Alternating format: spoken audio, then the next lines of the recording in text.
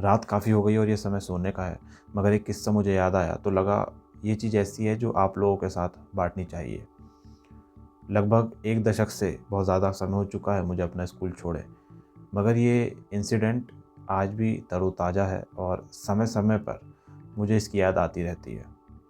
तो समय ऐसा था कि मैं एक बार 3 से 4 दिन की छुट्टी पे गया और जनवरी और फरवरी के महीने की बात थी।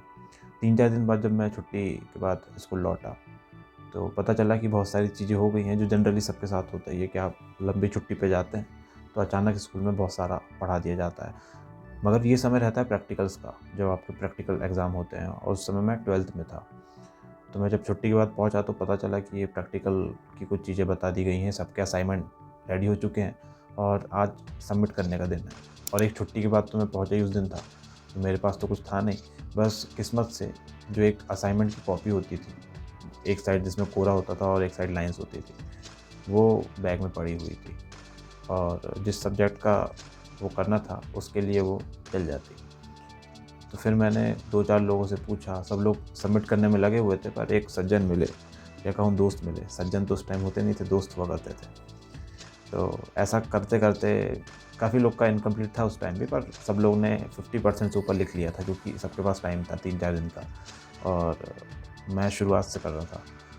तो मैंने फिर लिखना चालू किया लेके, और मुझे आज भी याद है कि बहुत स्ट्रेसफुल सिचुएशन थी मेरे लिए, जहाँ एक डर भी था कि प्रैक्टिकल आज सबमिट करना है, क्योंकि मालूम नहीं था उस समय, वो चीज़ें बहुत बड़ी लगती थी कि अगर जमा नहीं करेंगे तो नुकसान हो जाएगा, फेल हो जाएंगे, और 12th था उस टाइम और प्रैक्टिकल के वो 30 मार्क्स बड़े ज़रूरी होते हैं।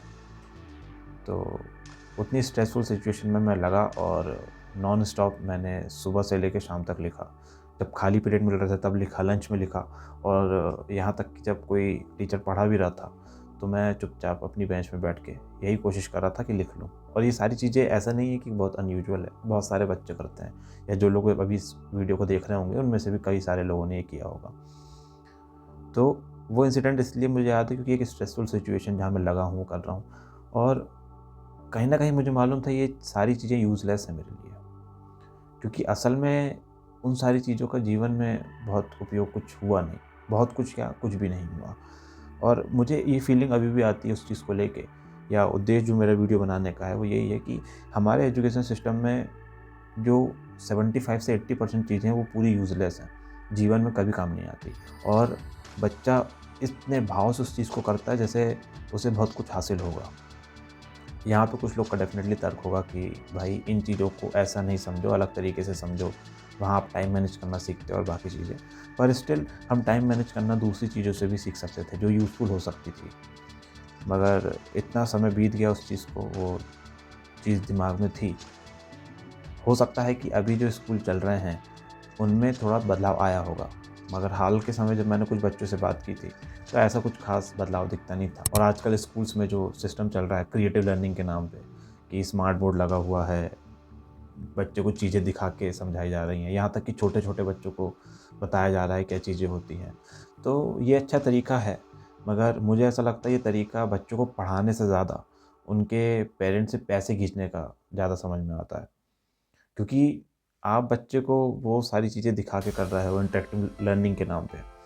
तो क्या जब ये सारे स्मार्ट बोर्ड नहीं थे या इंटरेक्टिव लर्निंग नहीं थी, या जो टीचर थे वो नाचते-गाते, हँसते-खेलते नहीं पढ़ाते थे, उस समय बच्चे पढ़ते नहीं थे क्या? जो हमारी जनरेशन हुई उसके पहले जो कई सारी जनरेशन हुई, जहाँ कई महान लोगों ने भी जन्म लिया, जो अच्छे एजुकेटेड थे, क्या उन्होंने इंटरेक्टिव लर्निंग से ही सीखा? तो ये इंटरेक्टिव लर्निंग जो लगती है मुझे एक तरह का ड्रामा लगता है, और वो स्कूल को आप सर्कस की तरह ट्रीट कर रहे हो। खैर, सबका अपना-अपना तर्क हो सकता है यहाँ पे। मगर एक चीज़ और जो मुझे समझ में आती है, जो कहीं न कहीं बच्चों को प्रभावित करेगी, वो ऐसी कि आप छोटे बच्चों को बहुत ज़्यादा इन्फॉर्मेशन दे रहे हो।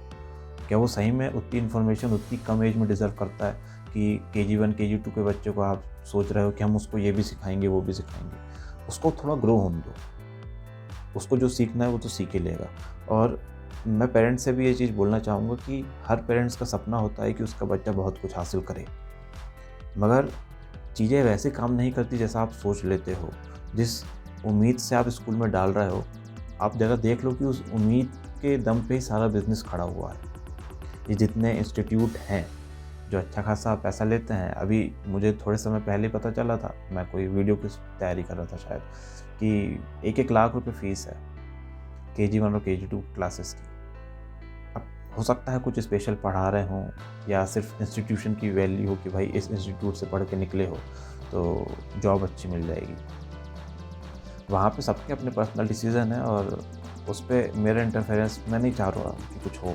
मगर जो मुद्दा है चीज़ों को लेके वो यही है कि आप एक उम्मीद रखते हो कि यहाँ मेरा बच्चा जाएगा, इस तरीके से पढ़ेगा तो शायद कुछ हो। और सही में वो कुछ होगा या आपके बच्चों को कुछ दूसरी चीज़ें हो जाएँगी, क्योंकि इन्फॉर्मेशन का ओवरलोड है और फिर कहीं न कहीं हम उन्हें स्ट्रेस भी दे देंगे। तो पता नहीं है कितनी सही है ये चीज़ें। और वो इंटरेक्टिव लर्निंग तो मैं देखता हूँ उसमें बच्चों को आजकल ऐसा भी होता है कि अलग-अलग करिकुलर एक्टिविटीज़ में पार्टिसिपेट करना है और माँ-बाप भी बड़े फ़ोर्स करते हैं बच्चे को कि जाओ ये करो। और फिर माँ-बाप की कोशिश भी ये रहती है कि बच्चे का क्या टैलेंट है वो सबके सामने दिखाएँ। तो एक अभिभावक होते हुए आपकी उम्मीद हो सकती है बच्चे से, मगर इस भावना को अपने ऊपर हावी मत होने दीजिए। ठीक है, उस बच्चे ने आपसे जन्म लिया है और आपकी भावनाएँ उससे जुड़ी हुई हैं, मगर ऐसा ना हो कि आप उसके उद्धार की जो भावना रखते हैं, वो आपके अहंकार में परिवर्तित हो जाए। और ये कई सारे पेरेंट्स के साथ होता है। तो वही सारी चीज़ें दिमाग में आ रही थी और जो दिमाग का थॉट शुरू हुआ था जहाँ से कि एक स्ट्रेसफुल सिचुएशन है, मैं लिखे जा रहा हूँ, पूरा दिन दिए जा रहा हूँ लगातार, इवन दो मुझे मालूम था कि ये कुछ काम का नहीं है।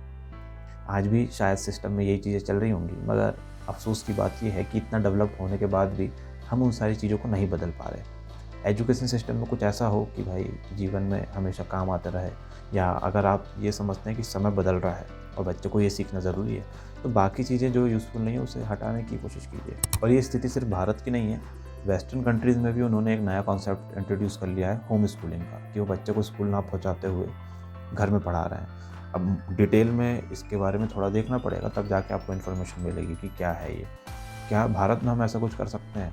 या इससे बेटर यही होगा कि हम भारत में ये इस शुरुआत करने के बजाय गुरुकुल व्यवस्था जो थी उसको इंट्रोड्यूस करने का सोचें, और जिस तरीके से वो पूरा सिस्टम काम करता था हम वो इंट्रोड्यूस कराएँ। मगर समस्या यही है कि जिस दुनिया में लोग दिखावे भरी ज़िंदगी जीते हैं, जहाँ वो बच्चों को भी दिखावे का ज़रिया मानते हैं और उनके बच्चे किस स्कूल में पढ़ते हैं उसको बताते हुए वो दिखावा करते हैं, अपने बच्चे को ही वो एक टूल की तरह यूज़ करते हैं। उस दुनिया में कोई अपने बच्चे को गुरुकुल वाले किसी छोटे से विद्यालय में भेजेगा या उसे पुराने कर्मकांड सिखाएगा? थोड़ा मुश्किल लगता है, क्योंकि यहाँ तो बच्चों को अब मंत्र वगैरह भी सिखा रहे हैं कई लोग, मैं देखता हूँ, और वो सनातनी दिखाने की कोशिश कर रहे हैं उनको। खैर, ये सारी चीज़ें चलती रहेंगी क्योंकि कलयुग है, समय वैसा चल रहा है। अपने परिवार का ख्याल रखिए, अपने बच्चों का ख्याल रखिए और अपने माता-पिता का भी ख्याल रखिए, क्योंकि परिवार बड़ा महत्वपूर्ण है। उसे दिखावे की तरह यूज़ नहीं करना चाहिए, ना ही उससे कभी एम्बैरेस होना चाहिए, ना उसका अहंकार रखना चाहिए। तो बस ये दिल से एक वीडियो था बताने के लिए, जितने लोग तक पहुँचेगा अच्छी बात है। जीवन में अगर आप इस चीज़ को कभी अप्लाई कर पाएँ तो और भी अच्छी बात होगी। अपना मूल्यवान समय देने के लिए बहुत-बहुत धन्यवाद। जल्द मिलते हैं अगले वीडियो में।